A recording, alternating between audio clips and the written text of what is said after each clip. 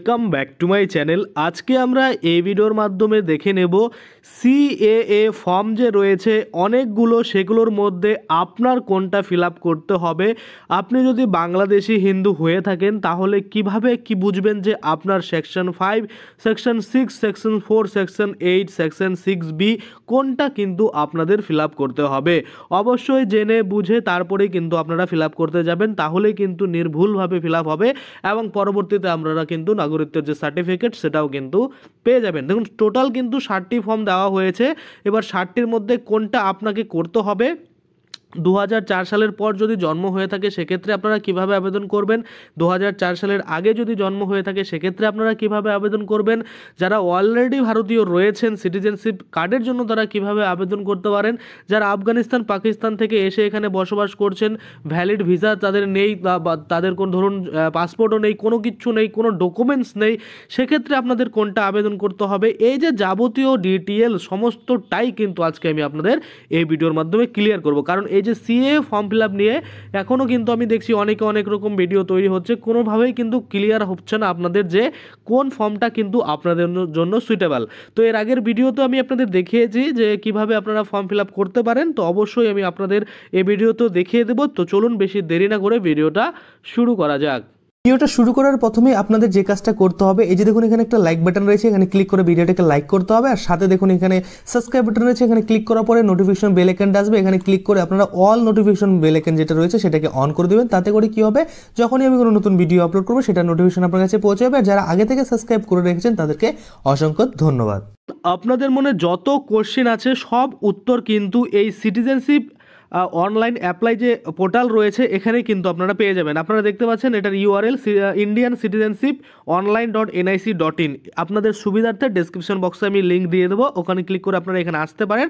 আসার পরে আপনাদের যদি ইংলিশে বুঝতে অসুবিধা হয় সেক্ষেত্রে এখানে 3 ডটে ক্লিক করে আপনারা কিন্তু এটাকে বাংলায় কনভার্ট করে নিতে পারেন। এই যে ট্রান্সলেটের উপরে ক্লিক করে বাংলায় আপনারা কনভার্ট করে নিতে পারেন, তারপরে কিন্তু দেখতে পারেন। তো দেখুন এখানে আমরা নিচের দিকে আসলে সমস্ত কিছু কিন্তু পেয়ে যাব। এখানে ক্লিক করে আপনারা অ্যাপ্লাই করতে পারবেন, যেটা আমি অনেকবার আপনাদের দেখিয়েছি। এখানে এফিকিউ রয়েছে, ফ্রিকোয়েন্টলি আস্কড কোশ্চেন, যেগুলো প্রতিনিয়ত যে কোশ্চেন করা হয় এই সিএ নিয়ে সেগুলো কিন্তু এখানে রয়েছে, আপনারা এখান থেকে দেখতে পারেন। এখানে কিন্তু পরিষ্কার এগুলো নিয়ে আমি আগের দিন ভিডিওতে বলেছি, সেজন্য আজকে আর এগুলো কিছু বলবো না। আপনারা আগের দিনে ভিডিওটা দেখে নেবেন যদি জানতে হয় যে কিভাবে আপনি আবেদন করবেন, কেন আবেদন করবেন, কারা আবেদন করবে, কারা আবেদন করতে হবে না, এই যে যাবতীয় ডিটেল সব কিন্তু রয়েছে। তো আজকে আমরা দেখবো যে সেকশনগুলো রয়েছে বা ফর্মগুলো রয়েছে কোনটা আপনি আবেদন করবেন। দেখুন তার নিচেও কিন্তু আরও অনেক কিছু মানে রয়েছে, এগুলো কিন্তু আমি সমস্ত কিছু আপনাদের আজকে ভালো মতো বুঝিয়ে দেবো, তারপরে আপনারা নিজেরাই বুঝতে পারবেন যে কোনটা কিন্তু আপনাদের ফর্ম ফিল আপ করতে হবে। তো যাই হোক, এখানে ওয়েবসাইট থেকে এটা রয়েছে, আপনারা এখানেও দেখতে পারেন। তাছাড়া আপনারা দেখতে পারেন কোথা থেকে, গুগলে আসবেন, গুগলে এসে আপনাদের সার্চ করতে হবে iobong.in। দেখুন iobong.in আমি সার্চ করে দিলাম। iobong.in সার্চ করলেই আপনারা দেখতে পাবেন প্রথমেই কিন্তু এই যে iobong.in লিঙ্ক চলে আসছে, এখানে আমরা ক্লিক করে দেবো। এখানে ক্লিক করলেই আপনারা দেখতে পাবেন এই যে iobong.in, অর্থাৎ এই যে এই চ্যানেলের অফিসিয়াল পোর্টাল, সেটা কিন্তু আপনাদের সামনে দেখুন খুলে গেল। এবার এখানেই কিন্তু আপনারা যাবতীয় তথ্য পেয়ে যাবেন, অর্থাৎ A to Z কিন্তু এখানেই দেখতে পাবেন যে কী আপনাদের কিন্তু আবেদন করতে লাগবে বা কোন ফর্ম আপনাদের ফিল আপ করতে হবে, সব কিছু কিন্তু এখানে রয়েছে। কোথা থেকে পাবেন, এই যে দেখুন iobong লোগোটা রয়েছে, পাশেই 3 লাইন রয়েছে, এই 3 লাইনের উপরে আমরা ক্লিক করে দেবো। ক্লিক করে দেওয়ার পরে এই যে এখানে চাকরি দেখতে চাইলে আপনারা চাকরি দেখতে পারবেন, প্রকল্প দেখতে চাইলে প্রকল্প দেখতে চাইবেন। আমরা কি দেখবো, ট্রেন্ডিং খবর, অর্থাৎ সিএ বর্তমানে ট্রেন্ডিং চলছে, তো আমরা ট্রেন্ডিং খবরের উপরে ক্লিক করে দেবো। ক্লিক করে দেওয়ার পরে আমরা এখানে দেখতে পাবো এই যে সিএএ বিরাট খবর, বাংলাদেশ থেকে আগত হিন্দুদের ভারতীয় নাগরিকত্বের জন্য করণীয় কি, সেটা কিন্তু আপনারা এখানে দেখতে পাবেন। কি করতে হবে, আপনাদের এখানে রিড মোরের উপরে ক্লিক করতে হবে, বা এই ব্যানারের উপরে ক্লিক করতে হবে, বা এই লেখার উপরে ক্লিক করতে হবে। আপনি যেখানেই ক্লিক করুন না কেন এই পোস্টটা কিন্তু ওপেন হয়ে যাবে, এবং ওপেন হয়ে যাওয়ার পরেই আপনারা দেখতে পাবেন এখানে পরিষ্কারভাবে বলা রয়েছে যে ভারতীয় নাগরিকত্বের অধিকার পেতে দেখুন কি কি করতে হবে। তো অবশ্যই আপনারা একদম ভালো মতো করে এবার ভিডিওটা সম্পূর্ণ দেখুন, এবং দেখার পরে আপনার যেটা মনে হবে যে এটা আপনার জন্য প্রযোজ্য রয়েছে সেই ফর্মটাই কিন্তু আপনি সঠিকভাবে ফিল আপ করুন। তো দেখুন এখানে কি বলা হয়েছে, 2014 সালের 31শে ডিসেম্বরের আগে বাংলাদেশ, আফগানিস্তান, পাকিস্তান থেকে আগত হিন্দু সম্প্রদায়ের মানুষের কখনোই কিন্তু অবৈধ বলে ঘোষণা করা হবে না। তো একটা জিনিস আপনারা মাথায় ঢুকিয়ে নিন যে 2014 সালের আগে 31শে ডিসেম্বরের আগে যারা এসেছেন তারা কিন্তু কোনোভাবেই অবৈধ বলে গণিত হবে না, মানে তাদের কিন্তু ঘোষণা করা হবে না। যদি তারা প্রমাণ করতে পারে তারা গত 14 বছরের মধ্যে অন্তত 5 কিংবা 1 বছরের স্থানীয় বাসিন্দা, তবেই পাবে ভারতীয় নাগরিকত্ব। অর্থাৎ তাদের কিন্তু অবশ্যই আপনাদের মানে পুরো ইসে দেখাতে হবে যে কম করে আপনারা 5 অথবা 1 বছরের স্থানীয় বাসিন্দা, তাহলে কিন্তু এখানে আপনারা আবেদন করতে পারবেন বা নাগরিকত্ব পাওয়ার যোগ্য। কিন্তু আপনি সত্যি ভারতীয় নাগরিক কিনা সেই সম্পর্কিত বিস্তারিত জানার জন্যে সরকার অনলাইনের মাধ্যমে একটি ফর্ম আবেদনের ব্যবস্থা করলেন, যেটা আমি আপনাদের একটু আগে দেখালাম ওয়েবসাইটটা। সেখানে আপনার সমস্ত ডকুমেন্টগুলি আপলোড করতে হবে এবং সেগুলি বৈধ প্রমাণিত হলেই আপনি পেয়ে যাবেন ভারতীয় নাগরিকত্বের অধিকার। দেখুন কি কি ডকুমেন্ট লাগবে এই আবেদনটি করার জন্য, জানুন বিস্তারিত এবং কোন ফর্ম আপনাদের জন্য প্রযোজ্য সেটাও কিন্তু আপনারা এখানেই দেখতে পাবেন। তো আপনারা বুঝতে পারলেন যে এই যে পোর্টাল খোলা হয়েছে সেখানে কিন্তু আপনাদের ভেরিফিকেশন হবে, আপনাদের যে ডকুমেন্টস রয়েছে আপনারা যদি দেখাতে পারেন যে 31শে ডিসেম্বরের আগে আপনারা ভারতে প্রবেশ করেছেন, সেক্ষেত্রে আপনাদের কোনো ভয় নেই, আপনারা নাগরিকত্ব একদম 110% কিন্তু আপনারা নাগরিকত্ব পাবেনই।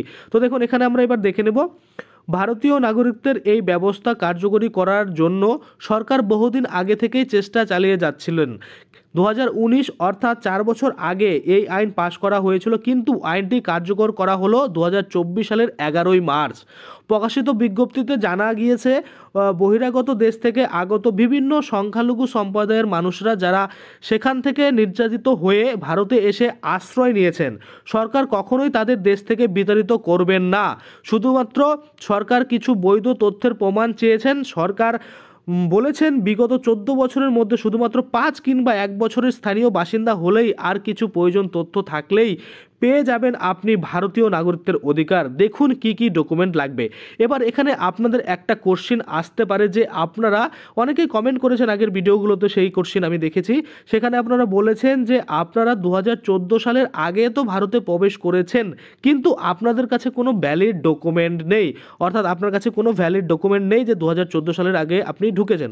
সেক্ষেত্রে আপনাদের কিন্তু একটা উপায় রয়েছে, সেটা হচ্ছে যে আপনি যেখানে বসবাস করছেন অন্তত 5 বছর বা 1 বছরের স্থানীয় বাসিন্দা যদি আপনি হয়ে থাকেন, তাহলে সেখানকার কিন্তু আপনার কাউন্সিলর হোক বা আপনার গ্রাম পঞ্চায়েত প্রধান হোক, মেম্বার হোক, তারা কিন্তু আপনাকে একটা সার্টিফিকেট প্রদান করতে পারে, যেটা হচ্ছে রেসিডেন্টাল, স্থায়ী বাসিন্দা যে আপনি ওখানে বসবাস করছেন সেটার যে প্রমাণপত্র, সেটা দিয়েও কিন্তু আপনারা আবেদন করতে পারবেন। সেক্ষেত্রে আপনাদের ভয় পাওয়ার কোনো কারণ নেই। আশা করি আপনারা বুঝতে পারছেন। তারপরে কি বলছে আমরা দেখব। ভারতীয় নাগরিকত্বের সংশোধনীয় আইন কার্যকর করার জন্য গত সোমবার অর্থাৎ 11ই মার্চ 2024 সালের প্রকাশিত বিজ্ঞপ্তিতে কেন্দ্রীয় স্বরাষ্ট্রমন্ত্রী অমিত শাহ জানিয়েছেন, ভারতীয় নাগরিকত্বের অধিকার আদায়ের জন্য যেই সব ব্যক্তিরা আবেদন করবেন তাদের জন্য একটি ফর্মের ব্যবস্থা করা হয়েছে। ফর্মটি হলো ফর্ম 8A, অর্থাৎ এই যে দেখুন ফর্ম 8A, এই ফর্ম অনুযায়ী আবেদনকারীকে দুটি নথিপত্র জমা করতে হবে। তপশিলি 1 কতে তালিকাভুক্ত 9টি বিকল্পের মধ্যে একটি এবং তপশিলি 1 খতে 20টি বিকল্পের মধ্যে একটি নথি আপনাকে দেখাতে হবে। যদি সেই নথিগুলি বৈধতার সময় শেষ হয়ে যায় তবে সেগুলি গ্রহণযোগ্য করা হবে বলে জানিয়েছে। অর্থাৎ এখানে কিন্তু পরিষ্কারভাবে বলছে, আপনারা আরও একবার ভালো করে বুঝুন, ভারতীয় নাগরিকত্বের সংশোধনীয় আইন কার্যকর করার জন্য গত সোমবার কিন্তু অর্থাৎ 11ই মার্চ 2024 সালের প্রকাশিত বিজ্ঞপ্তিতে কেন্দ্রীয় স্বরাষ্ট্রমন্ত্রী অমিত শাহ জানিয়েছেন, ভারতীয় নাগরিকত্বের অধিকার আদায়ের জন্য সেই সব ব্যক্তিরা আবেদন করতে পারবে, তাদের জন্য একটি ফর্মের কিন্তু ব্যবস্থা করা হয়েছে। সেই ফর্মটির নাম কি দেওয়া হয়েছে? Form 8A। আপনারা দেখতে পাচ্ছেন ফর্ম 8A। এই ফর্ম অনুযায়ী আবেদনকারীকে দুটি নথিপত্র কিন্তু জমা করতে হবে। তো একটি হচ্ছে দেখুন এই যে তপশিলি 1 ক যে রয়েছে সেখানে তালিকাভুক্ত 9টি বিকল্প দিয়েছে, অর্থাৎ 9টি কিন্তু অপশন রয়েছে, তার মধ্যে যে কোনো একটি আপনাকে দিতে হবে। এবং তপশিলি 1 খ যে রয়েছে সেখানে 20টি বিকল্প রয়েছে, তার মধ্যে যে কোনো একটি নথি কিন্তু আপনাদের দিতে হবে। অর্থাৎ আমি এখানে যদি এইভাবে আপনাদের ধরি যে ক ডকুমেন্টস লিস্ট ক যেখানে রয়েছে সেখানে আপনাদের 9টি অপশন দিয়েছে, সেখান থেকে একটা দিতে হবে। আর যে আপনাদের ডকুমেন্ট লিস্ট খ রয়েছে সেখান থেকে আপনাদের 20টি বিকল্পের মধ্যে যে কোনো একটি কিন্তু দিতে হবে। এবং এটা এখানে উল্লেখ করে দিয়েছে যে যদি সেই নথিপত্রগুলি বৈধতার সময় শেষ হয়ে যায় তবেও বা তাহলেও সেইগুলি কিন্তু গ্রহণযোগ্য করা হবে বলে জানিয়েছে। অনেকে বলবেন আপনাদের ডকুমেন্ট ছিল, পাসপোর্ট ছিল, সেগুলো ভিসা ছিল, সেগুলো এক্সপায়ার হয়ে গেছে, কিন্তু সেগুলোও কিন্তু আপনাদের কার্যকর হবে বলে এখানেই পরিষ্কার করে কিন্তু জানিয়ে দিল।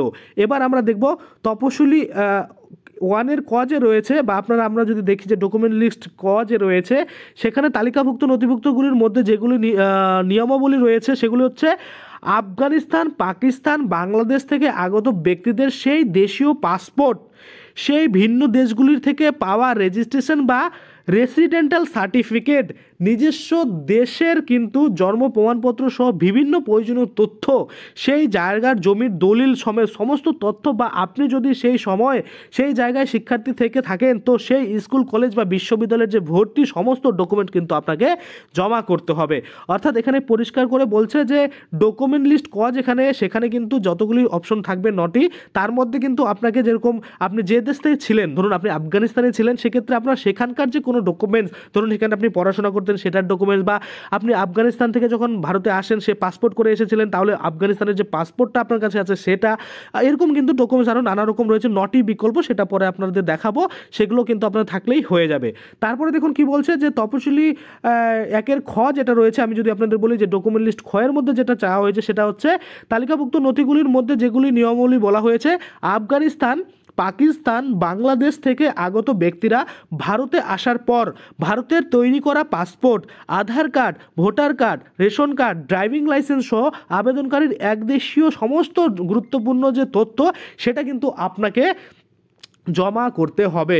অর্থাৎ প্রথমে আমি আপনাদের যদি ভালো করে বলি একদম শর্টে, সেটা হচ্ছে ডকুমেন্ট লিস্ট বলতে পারেন বা ক বলতে পারেন। ডকুমেন্ট লিস্ট ক এর মধ্যে আপনাদের যে দেশ থেকে আপনি এসেছেন সে দেশের যে কোনো একটা নথি দেখাতে হবে, এবং এই ডকুমেন্ট লিস্ট খ যে রয়েছে সেখানে কিন্তু অর্থাৎ ভারতে আপনি এসে ভোটার কার্ড বানিয়েছেন বা আধার কার্ড বানিয়েছেন, এগুলোর মধ্যে একটা কিন্তু আপনাকে জমা করতে হবে। অর্থাৎ যে দেশ থেকে এসেছেন সে দেশের একটা ডকুমেন্টস, এখন আপনি ভারতে আসার পরে যে ডকুমেন্টস বানিয়েছেন সেটার একটা ডকুমেন্টস কিন্তু আপনাদের জমা করতে হবে, এটাই কিন্তু এখানে বলা হয়েছে। এছাড়াও বলা হয়েছে যে সেই সমস্ত প্রয়োজনীয় ডকুমেন্ট জমা করার সাথে সাথে সেই ব্যক্তিকে ভারতীয় 8ম সংবিধানে থাকা যে কোনো একটি স্থানীয় ভাষা পড়তে, লিখতে এবং বলতে পারার উপযুক্ত হতে হবে, এবং সেই ব্যক্তি যে সমস্ত তথ্য জমা করেছেন তার প্রমাণস্বরূপ 2-3 জন ব্যক্তিকে তার সপক্ষে থাকতে হবে। যদি উপরোক্ত সব নিয়মাবলীগুলি মেনে চলতে পারে ভিন দেশগুলি থেকে আগত ব্যক্তিরা, তবেই পাবে তারা ভারতীয় নাগরিকত্বের অধিকার। এবার হয়তো আপনাদের পুরোপুরিভাবে ক্লিয়ার হয়ে গেছে যে এই যে নাগরিকত্ব আইন দেওয়া হচ্ছে সেটার মধ্যে কি কি বলা হচ্ছে। এবার কথা হচ্ছে আপনারা কোন ফর্ম জমা করবেন, যে এতগুলো ফর্ম দিয়েছে কোন ফর্ম। এবার আমি আপনাদের বলি, যখন আপনারা রেজিস্ট্রেশন করবেন আপনাদের ইমেল আইডি আর মোবাইল নাম্বার দিয়ে, তখন কিন্তু প্রথমে আপনাকে ফর্ম ফিল আপ করতে দেওয়া হবে না। চলুন আমি আপনাদের দেখিয়ে দিই কী দেওয়া হবে। তো দেখুন চলে আসলাম আমরা এই যে ইন্ডিয়ান সিটিজেনশিপ online.nic.in, আপনাদের সুবিধার্থে ডেসক্রিপশনে লিঙ্ক থাকবে, ওখানে ক্লিক করে আপনারা চলে আসবেন। এখানে আসার পরে আমরা কি করব, নিচের দিকে যাব এবং এই যে click to submit application for Indian citizenship under CA 2019, এখানে আমরা একবার ক্লিক করে দেবো। এখানে ক্লিক করার পরে আমরা দেখতে পাবো এই যে রেজিস্ট্রেশন সেটা কিন্তু শুরু হবে। অর্থাৎ এখানে দেখতে পাচ্ছেন পরিষ্কারভাবে কিন্তু সাইন ইন টু পোর্টাল, অর্থাৎ এখানে সাইন ইন করার জন্য বা লগ ইন করার জন্য প্রথমত আপনাকে আইডি পাসওয়ার্ড বানাতে হবে।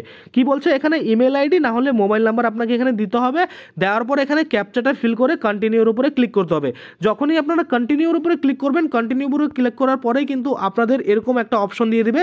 আপনারা দেখতে পাচ্ছেন এই যে আপনার ইমেল আইডি আর মানে মোবাইল নাম্বার, সেটাতে ওটিপি পাঠিয়ে দেওয়া হবে। আপনার নাম দেওয়ার পরে আপনার নামটা চাওয়া হবে, নামটা লিখবেন, আর ইমেল আইডি মোবাইল নাম্বার দেওয়ার পরে এরকম ওটিপি কিন্তু আপনাদের পাঠিয়ে দেওয়া হবে। এরকম মোবাইলের ওটিপি মোবাইলের জায়গায় আর ইমেলের ওটিপি ইমেলের জায়গায় দিয়ে আপনাকে কী করতে হবে, এই ক্যাপচাটা দেখে সুন্দর করে বসিয়ে তারপরে কিন্তু ভেরিফাই ওটিপির উপরে ক্লিক করতে হবে। আপনি যখনই ভেরিফাই ওটিপির উপরে ক্লিক করবেন তখনই কিন্তু আপনাদের যে সাইন আপ সেটা কিন্তু সম্পূর্ণ হয়ে যাবে। আর আপনাকে কিন্তু এরকম একটা পপ আপ মেসেজও দিয়ে দেবে যে ইয়োর সাইন আপ প্রোগ্রেস বা process is completed, click here to sign in. অর্থাৎ এখানে পরিষ্কারভাবে বলে দিচ্ছে যে আপনার যে সাইন আপ প্রসেস সেটা কমপ্লিট হয়ে গেছে। এখন আপনি এখানে ক্লিক করে আপনি লগ ইন বা সাইন ইন করতে পারবেন এই পোর্টালে, এবং নাগরিকত্বের জন্য আবেদন সেটা কিন্তু করতে পারবেন। আর নিচের দিকে আপনাদের ইমেল আইডিটা দেখতে পাবেন, নিচের দিকে আরেকটু গেলে মোবাইল নাম্বার আর ক্যাপচাটা যে আপনি বসিয়েছিলেন সেটা দেখতে পাবেন। এবার আপনাদের কী করতে হবে, এই যে সাবমিট বাটন রয়েছে এখানে সাবমিটের উপরে কিন্তু আপনাদের ক্লিক করে দিতে হবে। তো আমরা সাবমিটের উপরে ক্লিক করে দেবো। সাবমিটের উপরে ক্লিক করে দেওয়ার পরে আপনারা দেখতে পাবেন আপনাদের সামনে কিন্তু এরকম একটা মেসেজ দেখাবে, অর্থাৎ এরকম একটা ইন্টারফেস চলে আসবে। এবার হচ্ছে মেন কাজ, এখানেই আপনাদের কিন্তু মেন কাজ করতে হবে। কি করতে হবে দেখুন, এখানে পরিষ্কারভাবে আপনারা দেখতে পাচ্ছেন বলা রয়েছে যে ইউজার প্রোফাইল, অর্থাৎ যে ব্যক্তি লগ ইন করেছে তার প্রোফাইল এটা। এখান থেকে আপনারা লগ আউট করতে পারবেন আর এখান থেকে আপনারা যাবতীয় কাজ করতে পারবেন। তো এখানে নাম লেখা রয়েছে, যে ব্যক্তির আবেদনের জন্য আপনি রেজিস্ট্রেশন করেছেন সেই ব্যক্তির নাম দেখাবে, সেই ব্যক্তিটার ইমেল আইডি যেটা রয়েছে সেটা কিন্তু এখানে শো করবে, এবং এখানে মোবাইল নাম্বার যেটা দিয়েছেন আপনি রেজিস্ট্রেশনের জন্য সেই মোবাইল নাম্বারটা কিন্তু এখানে শো করবে। আর নিচের দিকে যদি আমরা দেখি, এখানে দেখুন list of application submitted or initiated, অর্থাৎ এখানে যে যতগুলো আপনি অ্যাপ্লিকেশন সাবমিট করবেন সবগুলো লিস্ট কিন্তু এখানে দেখাবে, এবং সেগুলো কিন্তু আপনারা এখানে পরে অ্যাক্সেস বা এডিট সবই কিন্তু করতে পারবেন। এবং নিচে আরেকটা অপশন দিয়েছে, সেটা যদি আপনারা দেখেন, click here to initiate A fresh application, এখানে ক্লিক করে আপনি একটা নতুন আবেদন কিন্তু করতে পারেন, সেটাই কিন্তু বলা হচ্ছে। তো আপনাদের কাজ কিন্তু এটাই, বা আপনাদের কিন্তু এটাতেই ক্লিক করতে হবে, এই যে ফ্রেশ অ্যাপ্লিকেশনের উপরে।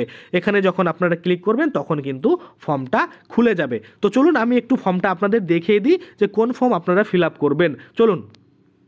তো দেখুন, যখনই আমি ফ্রেশ অ্যাপ্লিকেশনের উপরে ক্লিক করলাম তখন কিন্তু আপনাদের এবার কোশ্চেন উত্তর খুলে যাবে।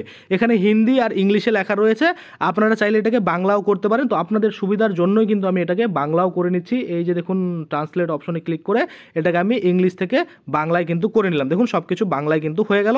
এবার আপনাদের আমি দেখিয়ে দিই। এবার আমি আপনাদের বলি, এই যে ফর্ম আপনি ফিল আপ করতে যাচ্ছেন, এই কোশ্চেনগুলোর উপরে ডিপেন্ড করেই কিন্তু আপনার ফর্ম খুলবে। এই যে 60টি ফর্ম রয়েছে, এই 60টি ফর্মের ভিত্তি করে এখানে কোশ্চেন দেওয়া হয়েছে।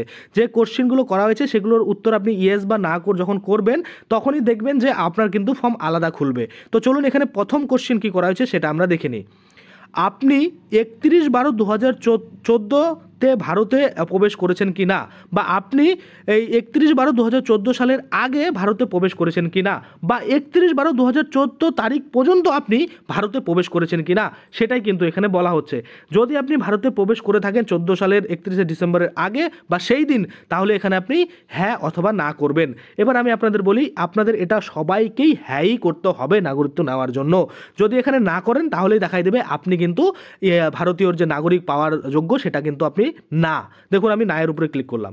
নায়ের উপরে ক্লিক করতে এখানে দেখতে পাচ্ছেন একটা হলুদ কালারের কিন্তু এখানে লেখা দিয়ে দিয়েছে। আপনারা দেখতে পাচ্ছেন পরিষ্কারভাবে বলা রয়েছে, আপনার দেওয়া জবাবের ভিত্তিতে আপনি নাগরিকত্ব আইন 1955 ধারা 6B এর অধীনে ভারতীয় নাগরিকের জন্য আবেদন করার অধিকার নেই। অর্থাৎ আইন 1955 ধারা 6B এর অনুযায়ী আপনি কিন্তু ভারতীয় নাগরিকত্ব পাওয়ার জন্য যোগ্যতা নেই বা অধিকার নেই। আপনার দেওয়া প্রতিক্রিয়ার ভিত্তিতে আপনি ধারা 6Bর অধীনে ভারতীয় নাগরিকত্বের জন্য আবেদন করার যোগ্য নন নাগরিকত্ব আইন 1955 মতে। অর্থাৎ আপনি যখনই এখানে নো করে দিলেন যে 31/12/2014 সালের পরে আপনি ইন্ডিয়াতে এসেছেন, ভারতে এসেছেন, সেক্ষেত্রে আপনি কোনোভাবেই কিন্তু নাগরিকত্ব পাবেন না। এবার আমরা কি করব, এখান থেকে দেখুন শেষ প্রশ্নে যান আর পূর্ববর্তী প্রশ্নে যান। তো আমরা একটু ব্যাক চলে আসবো পূর্ববর্তী কোশ্চেনে এটাতে, তারপরে আমরা এখানে এবার ইয়েস করব। দেখুন যখনই ইয়েস করলাম তখনই আবার আরেকটা অন্য কোশ্চেন খুলে গেল। নো করলে কিন্তু আপনাকে এখান থেকে ভাগিয়ে দিল যে আপনি কিন্তু আর কোনোভাবেই নাগরিকত্ব পাবেন না। অর্থাৎ 31শে ডিসেম্বর 2014 সালের পরে যদি আপনি এসে থাকেন তাহলে আপনার আর কোনো কিছু করার দরকার নেই, আপনি নাগরিকত্ব পাবেনই না, এটাই কিন্তু পরিষ্কার। এবার আমি বললাম না, আমি 31/12/2014 সালের আগেই এসেছি ভারতে, সেক্ষেত্রে ইয়েস করলাম। ইয়েস করার পরে দ্বিতীয় কোশ্চেন চলে আসলো। দ্বিতীয় কোশ্চেনে কি বলছে, আপনি কি দেশের নাগরিক, আপনি কোন দেশের নাগরিক। অর্থাৎ এখানে জিজ্ঞেস করা হয়েছে আপনি কোন দেশের নাগরিক। ভারতের তো আপনি এখানে বর্তমানে আছেন, কিন্তু আপনি বাংলাদেশ থেকে এসেছেন না আফগানিস্তান থেকে এসেছেন না পাকিস্তান থেকে এসেছেন, সেটা কিন্তু আপনাকে এখানে সিলেক্ট করতে হবে। তো আপনি যেখান থেকে এসেছেন সেটাই সিলেক্ট করবেন। এবার দেখা যাচ্ছে কেউ পাকিস্তান থেকে এসেছে সেটা সিলেক্ট করবে, কেউ আফগানিস্তান থেকে এসেছে সেটা সিলেক্ট করবে, কেউ বাংলাদেশ থেকে এসেছে সেটা সিলেক্ট করবে। এবার দেখা যাচ্ছে কেউ এই তিনটির মধ্যে কোনোটা থেকেই আসেনি, অন্য কোনো দেশ থেকে এসেছে, সেক্ষেত্রে কিন্তু অন্যান্যর উপরে আপনাদের সিলেক্ট রাখতে হবে। এবার দেখুন এখানে আমি সিলেক্ট করে দিলাম, ধরুন আমি বাংলাদেশ থেকে এসেছি, সেক্ষেত্রে আমি বাংলাদেশটাকে সিলেক্ট করে দিলাম। তারপরে দেখুন তৃতীয় নম্বরে আরও একটা কোশ্চেন খুলে গেল, সেখানে বলা হচ্ছে যে পরিষ্কার করে এখানে দেখুন বাংলাদেশের নিম্নলিখিত কোনো সম্প্রদায়ের অন্তর্ভুক্ত, অর্থাৎ আপনি যে বাংলাদেশ থেকে হোক বা পাকিস্তান থেকে হোক বা আপনি আফগানিস্তান থেকে হোক, যেখান থেকেই ভারতে এসেছেন না কেন, আপনার ধর্ম কী রয়েছে, আপনি কোন সম্প্রদায়ের মধ্যে পড়ছেন, এখানে কিন্তু পরিষ্কারভাবে দিয়ে দেওয়া হয়েছে হিন্দু, শিখ, জৈন, বৌদ্ধ, পার্সি, খ্রিস্টান এগুলো সম্প্রদায় হলেই আপনি নাগরিকত্ব পাবেন, না হলে কিন্তু পাবেন না। এবার আপনাদের মনে এখানে একটা কষ্ট হতে পারে বা একটা কোশ্চিন হতে পারে যে এখানে তাহলে এই সব ধর্ম ছাড়া বা এই সব সম্প্রদায় ছাড়া বাকি যারা রয়েছে তারা কি নাগরিকত্ব পাবে না? না, অবশ্যই পাবে না। এখানে কিন্তু সেটাই বলা হয়েছে, হিন্দু, শেখ, জৈন, বৌদ্ধ, পার্সি আর খ্রিস্টান যারা রয়েছে তারাই কিন্তু শুধুমাত্র এখানে আবেদন করতে পারবে নাগরিকত্বের জন্য। এখানে দেখুন এখানে মুসলিম সম্প্রদায় কিন্তু নেই, আরও অন্যান্য যে সম্প্রদায় রয়েছে সেগুলো কিন্তু এখানে নেই, অর্থাৎ তারা কিন্তু কোনোভাবেই এই যে নাগরিকত্ব আইন রয়েছে সেখানে কিন্তু আবেদন করতে পারবে না। এবার এখান থেকে আপনাকে সিলেক্ট করে নিতে হবে কোনটা, ধরুন আমি হিন্দু, সেক্ষেত্রে আমি হিন্দুতে সিলেক্ট করে নিলাম। দেখুন হিন্দুতে সিলেক্ট করে নেওয়ার পরে কিন্তু এখানে আরও একটা কোশ্চেন চলে আসছে, সেখানে বলা হচ্ছে যে আপনার কাছে বৈধ পাসপোর্ট এবং বৈধ ভারতীয় ভিসা আছে, আপনার কি বৈধ পাসপোর্ট এবং বৈধ ভারতীয় ভিসা আছে কিনা সেটাই কিন্তু আপনাকে জিজ্ঞেস করা হচ্ছে। যদি আপনার কাছে থাকে তাহলে আপনি কি করবেন, ইয়েস করবেন, আর না হলে নো করবেন। এবার আমি আপনাদের বলি, আপনার কাছে বৈধ পাসপোর্ট থাকতে পারে কিন্তু বৈধ ভিসা হয়তো থাকবে না, সেক্ষেত্রে আপনারা ইয়েস নো করবেন। যদি ধরুন আপনার কাছে আছে তাহলে আপনি হ্যাঁ করবেন, না করলে না করবেন। এবার দেখুন আমি আপনাদের দুটো করেই একবার দেখিয়ে দিই। এখানে আমি ধরুন নায়ের উপরে ক্লিক করলাম, তাহলে কি হচ্ছে দেখুন নায়ের উপরে ক্লিক করলাম, তাহলে আমাকে কি কোশ্চেন করছে 5 নম্বরে যে আপনি কি ভারতীয় বংশোদ্ভূত একজন ব্যক্তি এবং সাধারণভাবে বাসিন্দা, 7 বছরে ভারতে থাকছেন, সেটা কিন্তু আপনাকে জিজ্ঞেস করছে।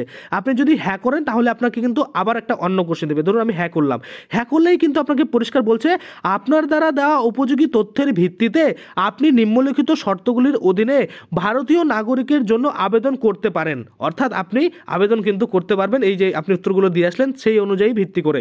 তারপরে কি বলছে, আপনার দেওয়া উপরোক্ত তথ্যের ভিত্তিতে আপনি নিম্নলিখিত বিধানগুলির অধীনে ভারতীয় নাগরিকত্বের জন্য আবেদন করতে পারবেন। কোনগুলি দেখুন এখানে বলছে, এখানে আপনাকে দিয়ে দিয়েছে নাগরিকত্বের ধারা 6B এর অধীনে ভারতে নাগরিক হিসাবে রেজিস্ট্রেশন বা নিবন্ধন করার জন্য আইন 1955 ভারতীয় বংশোদ্ভূত একজন ব্যক্তির দ্বারা আইনের ধারা যেটা রয়েছে 5A এর অধীনে কিন্তু শর্ত পূরণ করে, বা আপনি কিন্তু এর অধীনে শর্ত পূরণ করেছেন এই কোশ্চেনগুলো ইয়েস নো করে, তাহলে আপনাকে কিন্তু এই ফর্মটা ফিল আপ করতে হবে। তো এটা হচ্ছে একটা প্রসেস। এবার আমরা কি করব, একটু পূর্ববর্তী কোশ্চেনে চলে যাব। এবার এখানে দেখুন আরও একটা পূর্ববর্তী কোশ্চেনে যাব, আমরা 4 নম্বরে চলে যাব। এখানে দেখুন আপনার কাছে বৈধ পাসপোর্ট ভিসা আছে কিনা সেটা আমরা না করেছিলাম, তাই তো। এবার আমরা হ্যাঁ করব। হ্যাঁ করলে দেখুন এবার কি হচ্ছে, আপনার দ্বারা দেওয়া জবাবের ভিত্তিতে আপনি নাগরিকত্ব আইন 1950 ধারা 6B এর অধীনে ভারতীয় নাগরিকের জন্য আবেদন করার অধিকার নেই। হংকারী আপনি এখানে পরিষ্কার বলছে নাগরিকতা আইন 1950 ধারা 5 পঞ্জীকরণ বা ধারা 6 দেশীয়করণ এর অধীনে আবেদন করতে পারেন।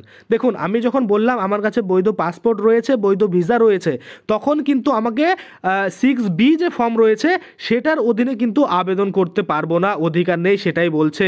কিন্তু আবেদন করতে পারবো নাগরিকত্বের জন্য, সেক্ষেত্রে আমাকে অন্য ফর্ম ফিল আপ করতে হবে। কোনটা দেখুন বলছে ধারা 5 পঞ্জীকরণ বা ধারা 6 দেশীয়করণের অধীনে আবেদন করতে পারেন, এটাই কিন্তু এখানে বলা হচ্ছে। অর্থাৎ যখন আপনার কাছে বৈধ পাসপোর্ট ভিসা রয়েছে সেক্ষেত্রে আপনি 6B ফর্ম ফিল আপ করতে পারবেন না, আপনাকে ধারা 5 বা 6 অন্তরে আপনাকে কিন্তু বা অধীনে আপনাকে কিন্তু এই যে নাগরিকত্ব পাওয়ার জন্য আইন সেটা কিন্তু আবেদন করতে হবে। গেল। এবার আমরা কি করব, দেখুন যখনই আপনি এটা হ্যাঁ করে দিলেন তখন আপনাকে কিন্তু এই ধারা অনুযায়ী আপনাকে ফিল আপ করতে বলবে, সেটাই কিন্তু বলা হচ্ছে। আমরা পূর্ববর্তী কোশ্চেনে চলে যাব এবং এখানে নাতে সিলেক্ট করব।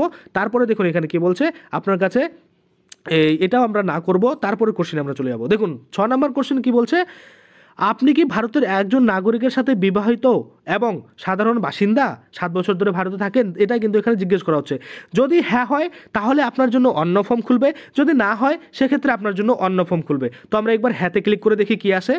আপনার দ্বারা দেওয়া উপযোগী তথ্যের ভিত্তিতে আপনি নিম্নলিখিত শর্তগুলির অধীনে ভারতীয় নাগরিকের জন্য আবেদন করতে পারেন।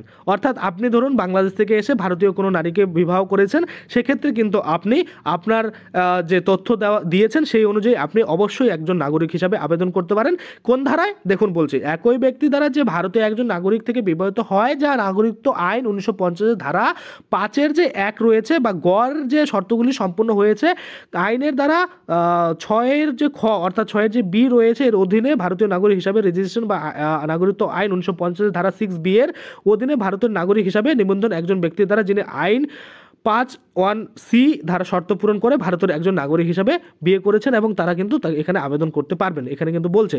যাই হোক, বাংলাগুলো এখানে একটু অগোছলো মনে হচ্ছে, আমি আপনাদের ভালো মতো বলে দিই। আপনি ধরুন বাইরের দেশ থেকে এসে এখানে কাউকে বিবাহ করেছেন, তাহলে অবশ্যই এখানে কিন্তু আপনি আবেদন করতে পারবেন। এই যে 1955 সালের যে আইন রয়েছে, সেই আইনের অনুযায়ী কিছু ধারা রয়েছে, সেই ধারাগুলোতে কিন্তু আপনি কি বলবো পূরণ করছেন, সেই ধারার যে শর্ত রয়েছে সেগুলো আপনি পূরণ করছেন, যার জন্য কিন্তু আপনি এখানে আবেদন করতে পারবেন। এবার আমরা আবার পিছিয়ে যাব, একটু পূর্ববর্তী কোশ্চেনে চলে যাব।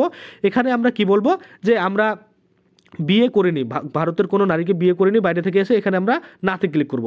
নাতে ক্লিক করলে দেখুন এখানে কি বলছে, আপনি কি ভারতের নাগরিকদের নাবালক শিশু বা 18 বছরের কম, এখানে কিন্তু বলা হচ্ছে আপনি কি ভারতের নাগরিকের একজন নাবালক শিশু। তাহলে যদি আপনি হ্যাঁ করেন, তাহলে আপনার জন্য একটা ফর্ম খুলে যাবে, যেটা দেখতে পাচ্ছেন আপনারা। আমরা যদি এখানে পূর্ববর্তী কোশ্চেনে গিয়ে আবার নাতে ক্লিক করি, তাহলে কিন্তু আবার অন্য ফর্ম খুলে যাবে। দেখুন নাতে যখন ক্লিক করছি তখন কি বলছে, আপনি কি সম্পূর্ণ আয়ু বা ক্ষমতা সম্পন্ন ব্যক্তিকে জিনকে মাতা পিতা ভারতীয় মূল ব্যক্তি হিসাবে নিবন্ধন করে সেই দেশীয় করণ দ্বারা ভারত নাগরিক তো কি এভাবে আপনি পাবেন কিনা, সেটা কিন্তু বলছে। তো আমরা পূর্ববর্তী কোশ্চেনে যাব, আমরা কি করব যে আরেকবার পূর্ববর্তী কোশ্চেনে যাব, আমরা এখানে বলবো যে আমরা ধরুন বাইরে থেকে এসে ভারতীয় এক নারীকে বিয়ে করেছি, তাহলে আমরা ইয়েস এর উপরে ক্লিক করব। করার পরে এখানে কিন্তু এই ধারার অনুযায়ী আমি আবেদন করতে পারবো। তো এখানে আমি ক্লিক করে এই যে টিকমার্ক লাগিয়ে দিই এখানে, তারপরে কিন্তু আমরা ফর্ম ফিল আপ করা শুরু করব। এই যে এতক্ষণ ধরে আমি আপনাদের দেখালাম, এগুলো শুধু কোশ্চেন আর উত্তর চলছে। এবার কিন্তু আপনাদের মেন ফর্ম শুরু হবে। এবার আমরা কি করব, এই যে গ্রহণ করুন বা স্বীকার করুন এবং জমা দিন, এখানে আমরা ক্লিক করে দেবো। ক্লিক করে দেওয়ার পরেই আপনাদের ফর্মটা খুলে যাবে, কিন্তু বর্তমানে আন্ডার মেনটেনেন্স রয়েছে এই সাইটটা। দিস সাইট আন্ডার মেনটেনেন্স, দেখুন বলছে 11:20 AM থেকে 11:45 AM পর্যন্ত কিন্তু আপনাদের এখানে কোনো রকম কাজ করতে পারবেন না। কেন?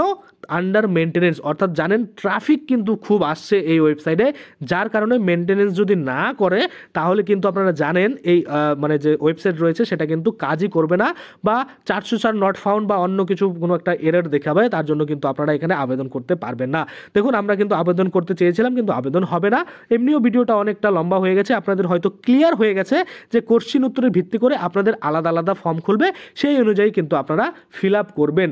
তাহলে আর এখানে আমি দেরি করব না, ভিডিওটা শেষ করে দেবো। এরপরে আমি আপনাদের দেখিয়ে দেবো যে এই যে একটা ফর্ম আমি অলরেডি আপনাদের দেখিয়ে দিচ্ছি, 7টা ফর্মের মধ্যে আরও 6টা ফর্ম যে রয়েছে সেগুলো কিন্তু আমি আপনাদের পরপর এরকম ইয়েস নো করে আপনাদের দেখিয়ে দেবো। তাহলে প্রত্যেকটা ভিডিও আপনি দেখে নিলে কী হবে, আপনার ক্ষেত্রে যে ফর্মটা খুলবে সেই ফর্মটা আপনি কিন্তু দেখে শুনে ভালো মতো ফিল আপ করে নিতে পারবেন, এবং ডকুমেন্টস কীভাবে আপনারা আপলোড করবেন সমস্ত কিছু পরপর ভিডিওতে আমরা বানিয়ে দেবো। তো আজকের জন্য ভিডিওটা এখানেই শেষ করবো। যদি ভিডিওটা ভালো লাগে অবশ্যই একটা লাইক করে দেবেন। যদি আমার চ্যানেলে প্রথমবার ভিজিট করে থাকেন, নিচে একটা রেড কালার সাবস্ক্রাইব বাটন দেখবেন, ওখানে ক্লিক করে সাবস্ক্রাইব করতে পারেন। আর সাথে যে বেল আইকনটা রয়েছে ওখানে ক্লিক করে বেল আইকনটাকে এনেবল করে দেবেন। তাতে করে কী হবে, যখনই আমরা এই ধরনের কোনো ভিডিও বানাবো সেটার যে নোটিফিকেশন সেটা কিন্তু আপনার ফোনের মাধ্যমে চলে যাবে, এবং আপনারা সেই নোটিফিকেশন থেকে আপনারা ভিডিওটা দেখে খুব দ্রুত আপনি যে এই সুবিধা সেগুলো কিন্তু নিতে পারবেন। অবশ্যই সাবস্ক্রাইবটা ফ্রি রয়েছে, আপনারা করে নেবেন আপনাদের সুবিধার্থে। সব নিত্য নতুন খবর বলুন, প্রকল্প বলুন, সব কিন্তু আমরা প্রতিনিয়ত আপলোড করি, যেগুলোর মাধ্যমে আপনারা আপ টু ডেট থাকবেন এবং সরকারের সমস্ত সুবিধা থেকে বঞ্চিত কোনোভাবেই হবেন না। সব কিছু সুবিধা আপনারা সবার আগে পেয়ে যাবেন। তো আজকের জন্য ভিডিওটা এখানে শেষ করবো। ধন্যবাদ।